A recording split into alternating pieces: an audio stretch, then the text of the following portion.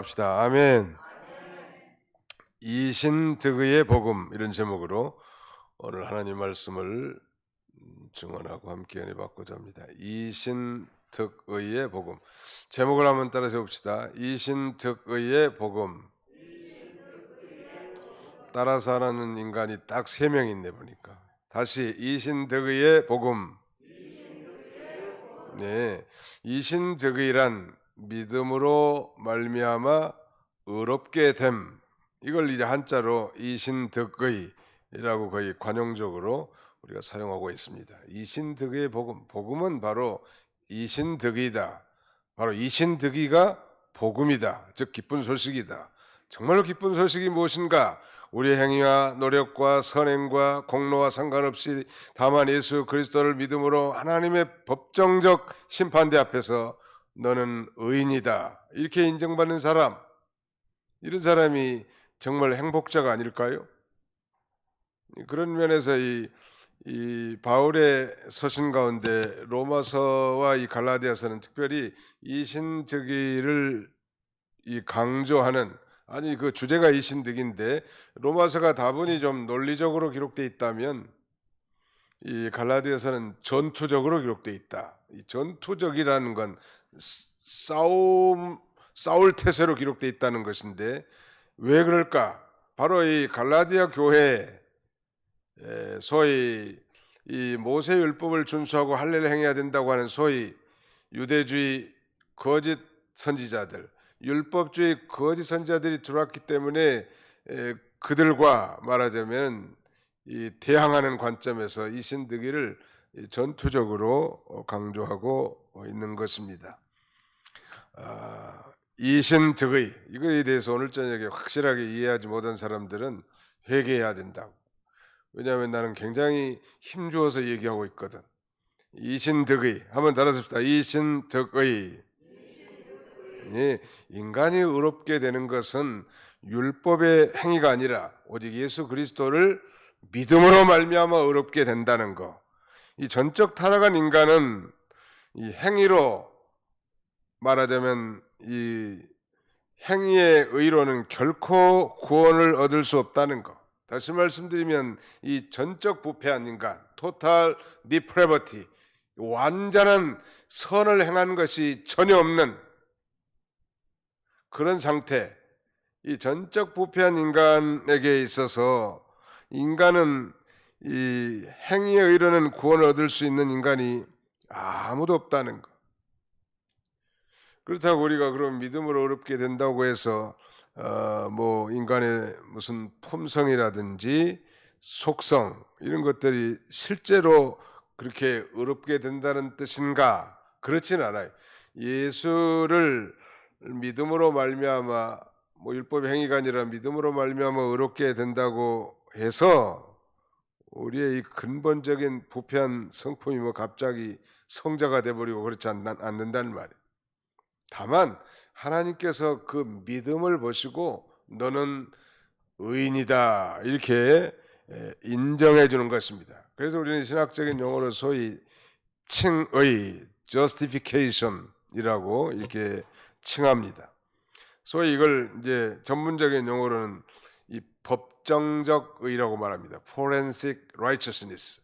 포렌식이란 말 요새 뉴스에 종종 뜹니다만 하나님의 이 법정적 심판대 앞에 우리의 행위와 상관없이 다만 예수 그리스도를 믿는 그 믿음을 보시고 너는 의인이다. 한번 따라합시다. 우리는 그리스도 예수 안에서 의인입니다. 라고 이렇게 말한다면 좀 교만한 것 같죠? 교만한 것 같지만 하나님이 그렇게 인정을 해주는 거예요. 그러나 솔직하게 말하면 우리는 뭐 용서받은 의인이고 우리가 뭐 의로워서 의인이 아니라는 거예요. 하나님이 의롭다고 인정을 해주는 거예요. 예수 그리스도께서 십자가의 구속을 통하여 이루어 주신 그 완전한 의를 예수를 믿음으로 말미암아 그 의를 전가받게 되는 거예요. 전에 제가 소개한 바 있습니다만 말틴 루터, 종교개혁자 말틴 루터는 이것을 위대한 교환, 뭐 Great Exchange라고 이렇게 불렀다고 합니다. 위대한 건 뭘 교하는가? 우리의 나쁜 걸 우리 하나님 앞에 드리면은 하나님께서는 우리에게 좋은 걸 주는 거예요. 우리는 우리의 이 죄를 다 줬는데 하나님은 예수 그리스도 안에 있는 의를 우리에게 주셨다는 말. 이것을 소위 위대한 교환이라고 하니. 위대한 교환. 또 뭐 전문적인 용어로는 전가라고 말합니다. 예수 그리스도를 믿음으로 말미암아 하나님의 예수 그리스도 안에 이루신 그 완전한 의를 우리에게 입혀 주신 거예요.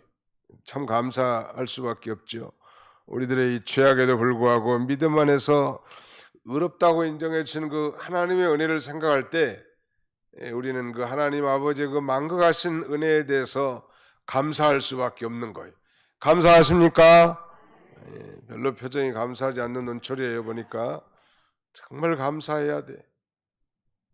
나 같은 죄인이 용서함 받아서 주 앞에 옳다함 얻음은 확실히 믿기는 어린 양 예수의 그 피로 속죄함 받은. 우리 찬송가 가사가 증거해 주는 것처럼 나 같은 죄인이 용서함 받아서 주 앞에 옳다함, 즉 의롭다 인정을 받는 것은 확실히 믿기는 어린 양 예수의 그 피로 속죄함 받았다는 이 놀라운 진리를 깨달았고 바울이 또 가르쳤고 그래서 교회가 세워졌는데 말이죠. 이단자들이 들어온 거예요. 얼마나 열불나겠는가 한번 생각해 보세요. 그러니까 전투적으로 지금 말하자면 이신득의 진리를 변호하고 있는 것입니다. 자, 2장 1절 보실까요? 14년 후에 내가 바나바와 함께 디도를 데리고 다시 예루살렘에 올라갔나니 14년 후에라는 건 바울이 그 1차 방문한 후에 14년 AD 바울이 그 회심한 해를 보통 AD 한 32년으로 봅니다. AD 32년 그리고 그로부터 2년 후에 AD 뭐 3년 후에 AD 35년에 1차 예루살렘을 방문하고요. 그 다음에는 2차 예루살렘 방문은 AD 46년, 3차가 이제 AD 49년인데 오늘 여기 본문은 14년 후에 하는 건 바로 이제 이 1차 방문은 14년이니까 예루살렘에 3차 방문하는 것을 가리킨다고 할 수 있겠습니다. 누가 예루살렘에 올라갔는가? 내가 바울이 바나바와 함께 디도를 데리고 다시 예루살렘에 올라간다니. 1차 방문 후 14년 후에 이제 바울이 바나바와 그 다음에 헬라인 디도를 데리고 예루살렘에 올라가게 됩니다. 목적이 뭔가? 예루살렘의 상경의 목적은 2장 2절 보실까요? 같이 읽습니다. 시작. 계시를 따라 올라가 내가 이방 가운데서 전파하는 복음을 그들에게 제시하되 요력한 자들에게 사사로이 한 것은 내가 다름질하는 것이나 다름질하는 것이 헛되지 않게 하려 함이라. 올라간 목적은 계시를 따라 올라갑니다. 계시를 따라. 바울의 3차 예루살렘 방문에 대해서 이 동일하게 기록한 누가는 안디옥 교회 결정이라고 이렇게 했습니다. 안디옥 교회 말은 미단이 거기도 들어왔는데 그래서 이신득의에 대한 이 진리를 확정하기 위해서 예루살렘에 올라갔습니다. 계시를 따라 올라갔다는 건 바로 그거예요. 그런데 오늘 이 갈라디아서는 바울 서신이고 누가 사도행전은 누가가 기록한 것인데 누가는 뭐 이 안디옥 교회 결정으로 올라갔다고 한 반면에 바울은 여기서 계시를 따라 혹은 뭐 계시를 인하여 예루살렘에 상경했다고 언급하고 있는데 서로 모순되지 않는가? 그렇지 않습니다. 이 누가는 좀 객관적 입장에서 당연히 안디옥 교회 결정으로 예루살렘 공회, 즉 예루살렘 총회에 이 중대한 이신득의에 대한 진리의 확정을 위해서 올라간 것이고 바울은 아마 기도를 많이 한 모양이에요. 기도했고 바울 초대 이 사도들, 예수 그리스도의 사도들은 구약의 이 선지자들과 같이 성경이 완성되기 전이니까 그때 당시에는 직접 계시를 받는 때 꿈이나 환상이나 우림과 둠밈, 제비뽑기 이와 같은 것들을 통해서 하나님의 뜻을 아는 시대라는 말.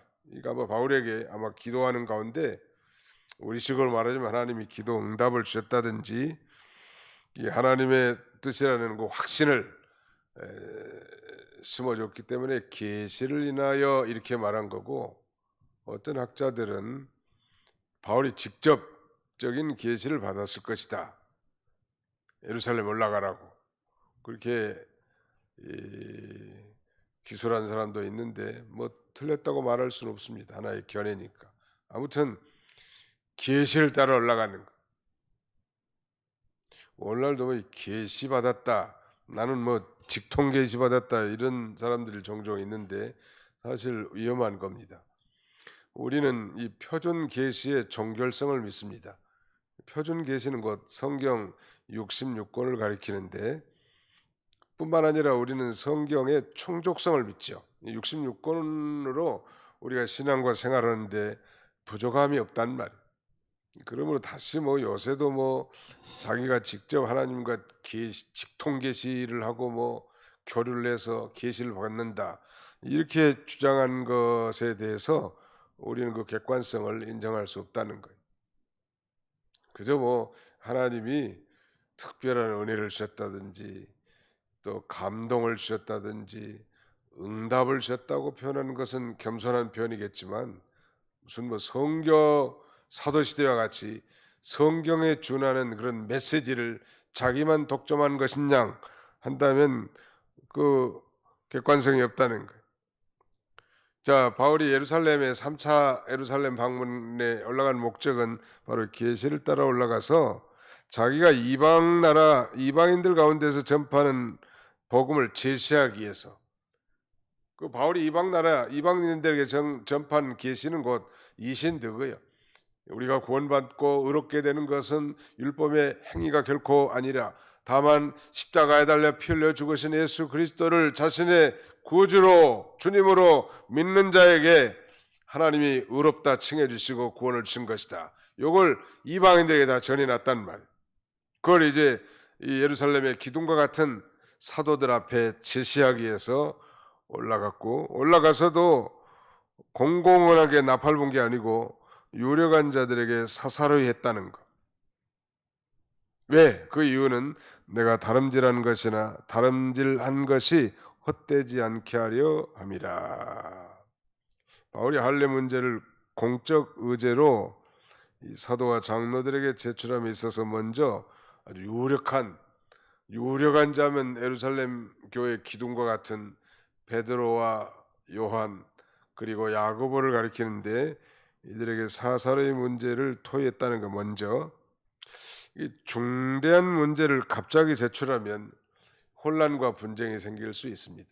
가령 여전도라든지 재직회라든지 중요한 문제가 있으면 먼저 이 중직자들과 좀 의논하고, 우리 같은 경우는 이제 장로교들은 당회에서 먼저 의논을 먼저 하고 그 다음에는 또 재직회에서 토론하고 결정하고 이렇게 해야 효율적이고 방해를 받지 않는.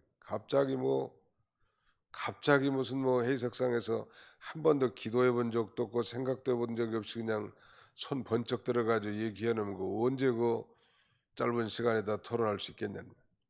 그래서 오늘날 한국교회 모든 총회에도 다 여러 달 전에 소위 헌의안이라는 걸 냅니다. 각 노회에서 헌의안. 그래서 그걸 약 한 달 이상 전국의 각 노회에 이 회람을 시키죠. 잘 기도하고 준비해서 총회 참석해서 의견을 발표하고 최종적으로는 결정하는 데 있어서도 뭐 만장일치면 좋겠지만 만장일치가 아니라도 다수 가결로라도 그렇게 결정하는 거예요. 공적인 게 중요하단 말.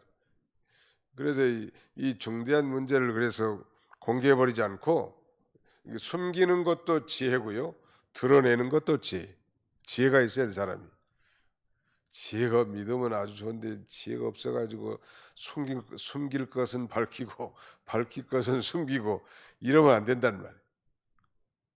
뭐 간사한 것 같이 보이긴 하지만 그건 간사한 거하고 지혜로운 건 좀 다른 거예요. 그래서 초대교회 7집사를 선정할 때도 이 믿음만 있는 사람만 꼭 뽑은 거 아니에요. 지혜 있는 사람, 또 칭찬받는 사람, 또 성령이 충만한 사람, 이런 사람을 뽑았단 말이에요. 그 참 지혜가 중요한 것 같아요. 일 처리하는 거. 지혜가 없는 사람은 어떻게 하면 된다고 그랬죠? 야고보서 1장에 너희 중에 지혜 없는 자는 누구에게 구하라? 하나님께 구하라는 거예요. 하나님이 주신다는 거예요. 위대한 지혜왕 솔로몬은 그가 1000번째 후에 하나님께서 뭘 구하라고 할 때 한 가지 딱 구하는 거예요. 뭘 구했죠? 지혜를 구하는 거예요. 우리 자녀들이 참 지혜로운 자녀들이면 얼마나 좋겠냐는 거예요. 어려서부터. 그 지혜로운 거 반대는 뭐예요? 어리석은 거 아니에요. 어리석게 사는 건 참 부모 가슴에 못칠하는 거예요. 지혜의 근본은 여호와를 경외하는 것이고, 자문에 보면 예수 그리스도가 지혜고 십자가의 도가 지혜란 말이에요. 자, 유력한 자들에게 사사려는 것은 내가 다름질하는 것이나 다름질하는 것이 헛되지 않게 하렵니다. 하나님의 일은 참 지혜로워야 돼. 그 예수님이 그 제자들을 둘씩 전도를 보낼 때 당부하신 말씀 가운데 하나는 뱀같이 지혜롭고 비둘기같이 순결하라고 했다는, 뱀같이 지혜롭다는 말에 대한 이병규 목사님의 해석은 뱀이 마귀의 사주를 받아 하와를 꼬이지 않았어요? 대초 에덴 동산에서. 이와 같이 성도가 하나님의 사주를 받아서 행하는 사람, 그 지혜로운 사람, 즉 성령의 감동과 인도를 따라 모든 걸 행하라는 말. 그러려면 기도를 많이 하는 거예요.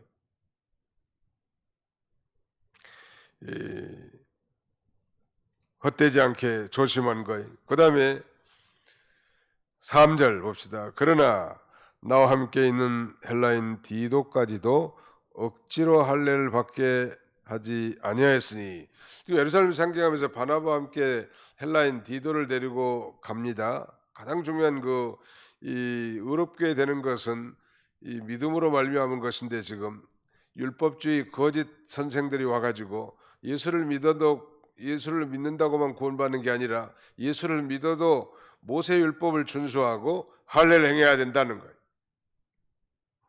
얼마나 잘못된 복음이에요. 소위 다른 복음이라면 전혀 다른 거, 거짓 복음이. 그런데 이 헬라인 예루살렘은 봐도 유대인들이 들끓는 유대인 중심의 사회인데, 할례 받지 않는 이 디도를 데리고 가면서도 억지로 할례를 시키지 않은 이유는 당시 할례 문제가 심각한 이슈잖아요, 지금. 근데 만약에 디도에게 할례를 억지로 시켜놨다면, 봐라, 너 내 제자도 지금 할례를 시키지 않았느냐, 이런 오해를 받을 수 있기 때문에 할례 문제가 이 극성이고 있는 그런 순간에는 바로 할례를 행하지 않은 거예요. 참 지혜로운 거죠. 그러나 이 디모데에게는 할례를 행했습니다. 처음에 전도 데리고 다니면서. 왜 그랬는가? 디모데는 아버지가 헬라인이고 어머니가 유대인이니까 당연히 유대인인데, 유대 세계에 복음을 전하면서 할례를 행하지 않으면 할례 받은 유대인들은 이방인과 상종하지 않습니다. 그래서 또 이 디모데에게는 할례를 행해 가지고 간 거고, 그때는 이제 할례 문제가 이슈화된 문제가 아니었기 때문에 그렇게 행했다는, 대단히 지혜로운 거죠. 할례 받지 않는 인간은 인간으로 생각하지 않아요. 유대인들이 그런 아주 교만한 선민의식이 과거에도 있었고 지금도 믿지 않는 유대인들에게는 있습니다. 천국은 누구를 위해서 만들었습니까? 라는 질문에 대해서 그건 바로 우리의 선민, 할례 받은 유대인들을 위해서 만들어졌습니다. 이렇게 말해요. 지옥은 누구를 위해서 만들었습니까? 저 할례 받지 못한 이방인들을 위해서 만들어졌습니다. 이렇게 생각하는 거예요. 그리고 난지 8일 만에 할례를 행하면 그 이후에는 개망나니 같이 살아도 천국은 따놓은 당상이라고 생각하는 게 유대인들이에요. 얼마나 잘못된 생각이에요. 믿음으로 가는 나라를 말이죠. 그래서 억지로 할례를 받지 않게 했는데, 그 할례라는 거 우리가 잘 아는 대로 하나님의 언약 백성의 표시를 우리의 살부치에다가 표시해 놓은 거죠. 이 초대교회 당시 중요한 논쟁거리가 바로 할례인데, 디도에게는 그렇게 시키지 않았고 디모데에게는 전도를 위해서 할례 문제가 아주 논쟁거리가 되기 전에 디모데에게는 할례시켜서 유대인들에게 복음을 전하게 한 것입니다. 자, 2장 4절 구체적으로 디도에게 바울이 디도에게 억지로 할례를 강요하자는 이유가 써져 있어요. 4절 같이 읽습니다. 시작. 이는 가만히 들어온 거짓 형제들 때문이라. 그들이 가만히 들어온 것은 그리스도 예수 안에서 우리의 가진 자유를 엿보고 우리를 종으로 삼고자 함이로되. 왜 디도에게 억지로 할례를 강요하지 않았는가? 이는 가만히 들어온 거짓 형제들 때문이라. 마귀의 전술 전법은 마치 비밀 첩보원처럼 가만히 들어, 이단들이요 가만히 들어가지고 이 동지를 틀고 성도와 성도 간에 이간질 시키고 목사와 장로 간에, 목사와 또 담임 목사와 부교육들 간에 서로 불신하게 만들고 이간질해서 교회를 혼란하게 만드는 거예요. 마귀의 목적이에요. 교회는 이 평화의 공동체인데 말이죠. 근데 가만히 들어온다는 것 참, 가만히 들어온 이 거짓 형제들 때문에 거기에 놀아나지 않으려고 디도에게 할례를 시키지 않은 거죠. 그러면서 이 거짓 형제들은 그들이 가만히 들어온 이유는 뭐냐면 2장 4절 하반절에 그리스도 예수 안에서 우리의 가진 자유를 엿보고 우리를 종으로 삼고자 함이로되. 바로 그리스도 예수 안에서 우리의 가진 자유, 이게 바로 이 율법으로부터의 자유고, 이게 핵심이요. 복음 진리의 핵심이 바로 그리스도 예수 안에서 우리가 가진 자유, 우리가 이 놀라운 자유를 얻었단 말이에요. 나 자유 얻었네, 너 자유 얻었네, 우리 자유 얻었네. 바로 예수 그리스도 안에서 이 놀라운 자유를 얻었는데, 그 자유를 엿보고 그 갈라디아 교인들을 율법의 종으로 삼으려고 하니까 지혜롭게 행하는 거죠. 당신의 제자 디도에게 왜 할례를 행했는가? 그러면 다만 믿음으로만 구원받고 믿음으로만 의롭게 된다면 왜 이 이방인 디도에게 할례를 시켰는가 하면 바울이 유구무원이겠죠. 그러니까 일부러 안 시키는, 억지로 안 시키는 거예요. 우리가 참 예수 믿는 사람들은 그런 면에서 참 전도하는데도 지혜롭게 해야지, 괜히 무식하게 가지고 뺨 맞고 그러지 마라. 맞고 다니지 말고 때리려고 하면 좀 피할 줄도 알고. 그러나 뭐 그리스도 안에서 욕을 먹는 자가 복이 있어. 성경이 그랬잖아요.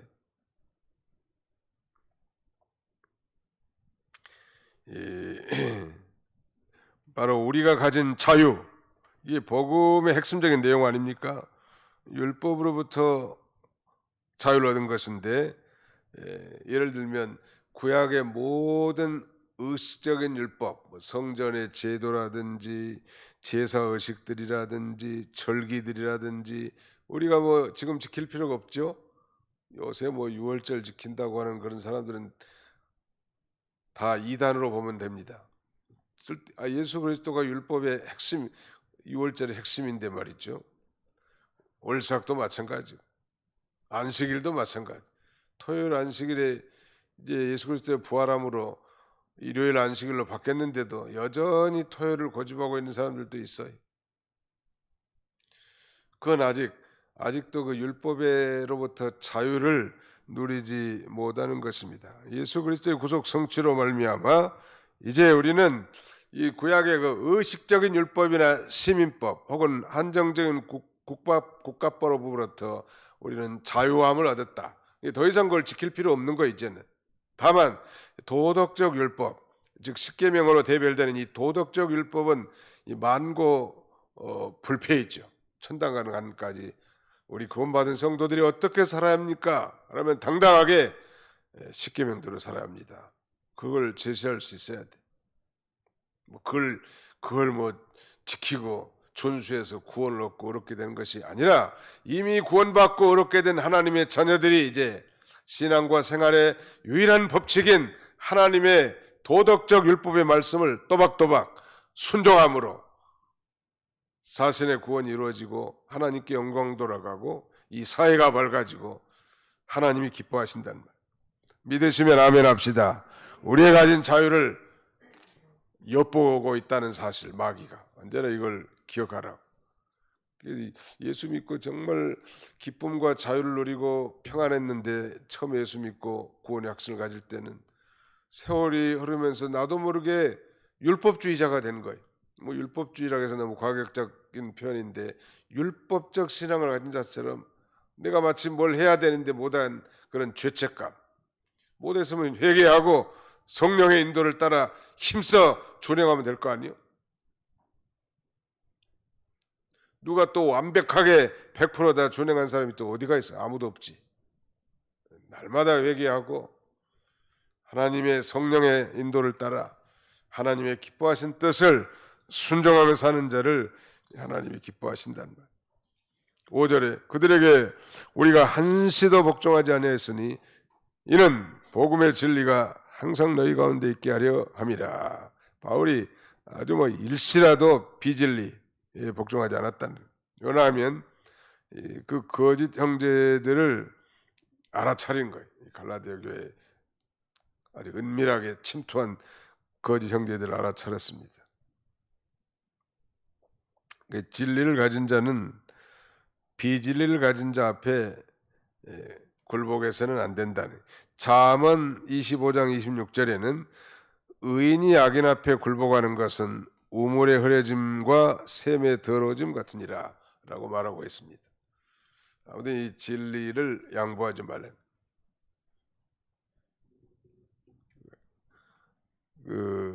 마치 삼손이 신앙의 정조를 잃어버리고 머리를 깎인 다음에는 아무 힘이 없고 이 블레셋 사람들의 맷돌이나 가는 그런 종살이 한 것과 같게 됩니다.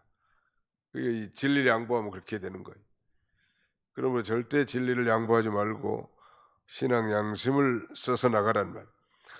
옛날 그 이북에 심을철 목사라는 분이 계셨는데 이 심을철 목사님은 마귀가 성도를 시험할 때는 4단계가 있다고 가르쳤다고 합니다. 제1단계는 마귀가 그렇게 속삭인데 이 진리를 어기는 일을 한 번만 이렇게 한다네. 한 번만 해라. 한 번. 두 번도 아니고 한 번.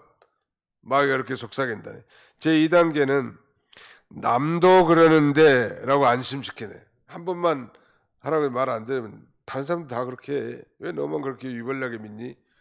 주일도 한 번씩 빠지면 빠져도 되고 대충 하지. 이렇게 속삭이는 거예요. 그래서 진리를 양보하고 믿는 사람 보고 아무개도 이렇게 믿고 다른 사람은 장로님도 뭐 주일날 결석도 하고 뭐 찬양대장도 뭐 술도 한 잔씩 하는데 너는 뭐 집사도 아닌 게 술 한 잔도 못 먹니? 이런 식으로 하면은 꼼짝없이 당하는 거 아니에요? 3단계는 이제 염려 없다 이렇게 스스로 위로하게 만든다는 거. 나도 신앙의 뿌리가 있고 배운 게 있으니 지금은 진리를 못 지키지만 염려 없다. 앞으로 잘 믿을 것이다. 스스로 위로하게 만드는 거. 그리고 마지막 4번째 단계는 차차 하자. 그래 차차. 그래서 우리가 배운 대로 제일 무서운 마귀가 무슨 마귀예요? 아시는 분이 없네. 제일 무서운 마귀가 무슨 마귀예요? 차차 마귀야. 차차 하자, 차차 하자, 나중에 하자, 돈 많으면 하자, 시간 나면 하자. 차차 고치자. 그러면 믿음을 쓰지 못하지요. 마귀가 들어가면 차차 마귀가 들어가면 그런데 한 달 가도 차차, 1년 가도 차차.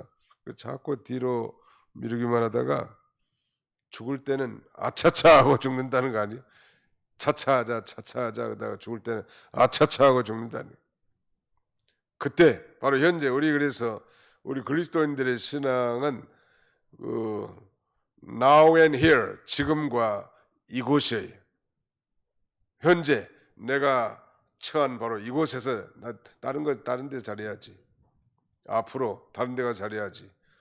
그 사람은 절대 잘할 수가 없어요. 하나님은 지금 나보고 뭐 자동차를 사준다는 사람이 몇 사람 있었는데 아직까지 소식이 없어요. 뭐 받을 생각도 없지만 어떤 사람은 내가 복권을 사가지고 당첨되면은 교회에다 연부한다고, 건축 연부. 나는 그 복권 산 그 1,000원짜리 하나를 연부하는 걸 더 기뻐한다고 생각한 사람. Now and here, 지금 이곳에서 하나님이 지금 나를 이곳에 보내셨잖아요. 사람이 마음으로 그 길을 계획할지라도 그 걸음을 인도하시는 이는 여호와시니라. 하나님이 현재 살고 있는 남편이 그래 최고의 남편이에요. 원종래 권사님의 최고의 남편은 누구예요? 장영원 집사님이에요. 아멘. 네. 그렇게 믿고 사는 거예요. 하나님이 주신 게 최고 좋은 거지. 남의 남편 뭐 기생오라비 같이 생긴 거 그래봐야 무슨 소용이 있냐는 말. 최고 좋은 아내는 지금 살고 합법적으로 지금 살고 있는 아내가 최고 좋은 아내. 최고 좋은 교회는 어떤 교회일까? 지금 내가 여기 앉아 있는 거에 최고 좋은 교회예요. 어디든 다 사람이 사는 인간 사회이기 때문에 인간 사회에서 발생하는 여러 가지 불협화음은 이 부패성을 가진 인간 사회에 없는 데가 없어요. 거기서 자기가 만들어지고 깨지고 부서지고 그리스도의 형상을 이뤄나가는 거. 편하게만 믿으면 잘 안 만들어져. 요새는 다 편한 거 다 좋아하잖아요. 이 순교자는 한 번의 신앙의 정조를 지키기 위해서 목숨을 버린 거예요. 말씀 하나와 자기 목숨을 바꿔 가진 게 순교 아니겠습니까? 아무튼 이 바울도 한시도 복종하지 않았다는 6절 같이 한번 읽어봅시다. 6절부터 6절만 같이 읽어봅시다. 시작. 유력하다는 이들 중에 본래 어떤 이들이든지 내게 상관이 없으며 하나님은 사람을 예모로 취하지 아니하시나니 저 유력한 이들은 내게 의무를 더해준 것이 없고. 바울 자신이 전파한 복음을 사도들에게 제시했을 때 그 사도들이 바울의 메시지에 더해준 것이 없다 그런 말이에요. 그러니까 자신이 전한 복음의 그 독특함, 자신이 전한 복음의 그 신적 계시한 것으로 완전 무결하다는 걸 반증하는 거예요. 바울이 증거한 복음의 신적 기원을 증거한 것이죠. 유력하다는 이들 중에 바로 베드로나 요한과 야고보 같이 예루살렘에 있는 사도들을 말하는데 그들이야말로 예수님을 직접 보았고 또 초대교회 창설자들이고 유명한 자들이었지만 그러나 바울 자신이 전파한 복음을 사도들에게 제시했을 때 그 복음에 더해준 것이 없다는. 이거 바울은 다메섹 도상에서 부활하신 예수님, 햇빛보다 더 강한 빛으로 부활하신 그 예수님을 직접 만났고 이방인의 사도로 소위 파송을 받은 거예요. 그러니까 이 3년 동안 예수님을 따라다니지 않았기 때문에 그런 사실을 두고 많은 교회들이 바울의 사도권을 부정했단 말. 바울의 사도권 부정한 것이 뭐가 그리 중요합니까? 라고 반문한다면 바울의 사도권이 부정된 것은 곧 그가 증거한 복음 진리를 부정한 셈이 되기 때문에 심각한 문제죠. 그래서 궁색한 것 같지만 자신이 사람의 뜻으로 말미암아 내가 사도된 게 아니다. 즉 자신의 사도권의 신적 기원을 이렇게 강력하게 주장한 것입니다. 7절에 보시면 도리어 그들은 내가 무할례자에게 복음 전을 맡은 것이 베드로가 할례자에게 맡음과 같은 것을 보았고 베드로에게 역사하사 그를 할례자의 사도로 삼으시니가 또한 내게 역사하사 나를 이방인의 사도로 삼으셨느니라. 하나님께서 이 사도의 사역을 분담시켜서 거기에 합당한, 아마 이 바울은 대학자이기 때문에 베드로보다 뭐 언어 면에 있어서도 외국어에 능통했을 것 같아요. 헬라 사람들에게 당당히 복음을 전하고, 아마 베드로는 헬라어를 할 수 있을는지는 모르겠는데 갈릴리 바다에서 잔뼈가 굵고 물고기 잡아먹는 그런 인생을 살았기 때문에 아마 히브리어라든지 아람어는 좀 들었겠지만 헬라어까지 할 수 있었겠는가, 그런 생각이 듭니다. 그런 면에서 오히려 이방인에게 복음 전하기에 합당한 사도는 바울 사도였고, 그것에 꼭 필요하기 때문에 하나님이 자신을 대적하고 교회를 천회한 이 바울을 회심시켜서 이방인의 사도로 세우신 것입니다. 하나님이 오늘날도 이 선교 갈 사람들은 그래서 소위 언어 훈련을 준비하는 게 지혜로운 거죠. 아니, 대화가 통하지 않는데 어떻게 복음을 전하겠냐는 말. 통역을 세우는 것도 한계가 있는 거지. 그래서 우리 미국에서 또 그 부모 세대들은 1세대들은 뭐 다 한국말도 하고 한국말이 다 주종이지만 1.5세대나 2세대들은 한국말이 서툴고 심지어는 한국말을 잘 못하는 애들이 많아요. 그러니까 그들을 인도할 수 있는 사람은 아주 소위 바이링구얼이라고 하죠. 이종 언어가 능통해야 이 아이들에게 복음을 쉽게 제시할 수 있고 인도가 가능하단 말. 뭐 나이든 뭐 한국 사람이 가가지고는 한계가 있어요. 담임 목회는 좀 할 수 있을지 몰라도 어린 학생들을 잘 리드하기가 어렵죠. 그런 면에서 하나님이 참 정확하게 보신 거죠. 아마 그 근처에 복음 전하는 건 할 수 있지만은 특별히 이 사도 바울을 준비시키고 연단시키고 거꾸로 넘어뜨려서 그 위대한 복음을 증거하게 하고 무려 신약 성경의 절반 가까이를 성령으로 기록하게 해서 하나님의 이 복음을, 하나님의 나라를 세워나가게 하신 것입니다. 9절, 또 기둥같이 여기는 야고보와 게바와 요한도 내게 주신 은혜를 알므로 나와 바나바에게 교제의 약수를 하였으니 우리는 이방인에게로 그들은 할례자에게로 가게 하려 함이라.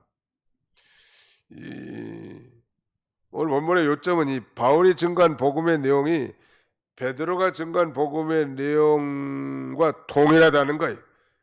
그래서 이 교제의 악수란 말을 이렇게 상징적으로 썼는데, 교제의 악수 같으니까 교제할 수 있는 거 아니에요? 바울 신학과 베드로 신학이 다르지 않다는 거. 그러니까 예수님께로부터 받은 복음 진리, 그들이 전파하고 가르쳤던 복음 진리가 동일하다는 걸 이렇게 확신하고, 하나님이 나는 이방인에게로, 베드로에게는 할례자, 유대인에게로 이렇게 복음을 전하게 한 것입니다. 마지막 10절 같이 읽고 마치겠습니다. 시작. 다만 우리에게 가난한 자들을 기억하도록 부탁하였으니 이것은 나도 본래부터 힘써 행하여 왔노라. 예루살렘에 올라가서 소위 바울이 증거한 이신득의의 복음이 이 확실하다는 게 이제 말하자면 확정이 된 거예요. 예루살렘 공회를 통해서. 그러나 다만 우리에게 가난한 자들 기억하도록 부탁했다는 것. 가난한 자를 생각하는 건 뭐 구제하는 일인데요. 아마 당시 이 글라우디오 황제 때 큰 흉년이 들었단 말이에요. 예루살렘에. 당연히 유대에 사는 성도들에게 이 구제연금 보내는 일이 있었고요. 그런 점에 있어서 바울은 이전부터 자신도 이 구제하는 일에 힘써 행해왔다고 이렇게 증거하고, 이 선행과 구제는 하나님의 명령하신 뜻입니다. 우리가 이 가난한 사람, 정말 어려운 사람, 이번에 그 조영일 목사님 사모님이 갑자기 뇌출혈을 일으켜가지고 쓰러져서 전국 교회 공문을 보내가지고 이 특별 구제 연보를 좀 보내달라고 했더니 아무튼 뭐 구제 연보가 한 1억 이상이 나왔어요. 상당히 많이 나왔죠. 뭐 역사 이래로 그렇게 많이 나온 적이 없는데 다들 힘써가지고 너무 좀 감사할 일이죠. 좀 안타까운 건 이제 환자가 좀 깨어나면 좋겠는데 그러지 못한 상태에서 미국으로 이송하게 될 것 같습니다. 아무튼 이 구제하는 일 이거 참 중요하고요. 우리가 이 하나님을 진실히 믿는 성도라면 진실히 믿는 자들의 표현이 바로 이 구제라고 할 수 있죠. 우리가 예수를 믿고 구원받는 건 물론 가장 중요한 것이지만 이 구원받은 사람들이라고 한다면 선을 행하는 거 힘써 보여야 돼. 다른 사람이 자꾸 주는 훈련을 하라고. 자꾸 주는 사람이 돼야 돼. 자기만 생각하고 자꾸 이 자기 중심적인 인생을 살면 우울증 걸리기 쉽습니다. 자꾸 다른 사람을 나눠주고 퍼주고 베풀고 그게 이 구원받은 성도들이 할 일이에요. 다른 사람의 그 필요를 신속하게 알아차리고 채워주는 인생, 행복한 인생이에요. 놀라운 일이죠. 놀라운 아이러니죠. 오늘 이 이신득의 복음, 뭐 좀 어려운 주제이긴 하지만 굉장히 중요하다고 했죠. 우리가 의롭게 되는 것은 율법의 행위가 결코 아니라 다만 예수 그리스도를 믿음으로 말미암은 것인데 나 같은 죄인을 예수 그리스도를 믿는다는 그 믿음으로 말미암아 하나님께서 의롭다고 인정해 주시고 이 땅에 사는 동안 날마다 많은 환경과 사건을 통해서 우리를 성화, 거룩하게 만들어 나가실 뿐만 아니라 우리가 죽음과 함께 이제 영화롭게 되어 저 천국에 가서 영생 복락을 누리게 되니 얼마나 감사하냐는 말. 자격이 있습니까? 자격이 없죠. 하나님의 그 무조건적 사랑으로 말미암아 우리가 그렇게 되는 거예요. 늘 감사한 마음으로 우리가 믿음으로 승리하는 저와 여러분들이 다 되시기를 주님의 이름으로 축원합니다.